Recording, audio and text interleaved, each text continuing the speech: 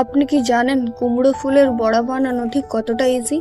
চলুন আমি আপনাকে শেখাচ্ছি।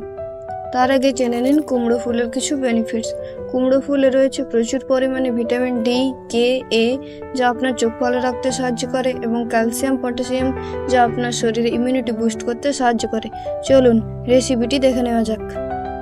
প্রথমে কয়েকটা ফ্রেশ কুমড়ো ফুল নিয়ে সেগুলিকে ভালো করে ধুয়ে নিতে হবে। ফুলগুলো যেন অবশ্যই ফ্রেশ হয়, নয়তো আগের দিনের ফুল হলে বড়া ভালো হবে না খেতে।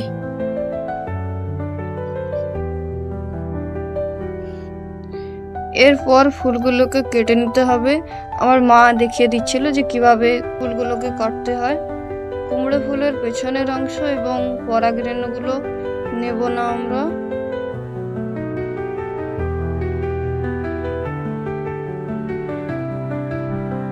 দেন একটা বাটিতে বেসন, হলুদ গুঁড়ো, লঙ্কা গুঁড়ো, গোটা জিরে, স্বাদ মতো লবণ নিয়ে ভালো করে একবার মেখে নেব।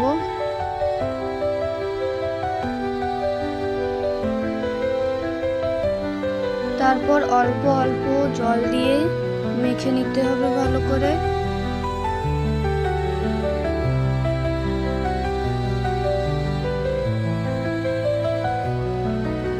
এইরকম পাতলা একটা ব্যাটার বানিয়ে নেব।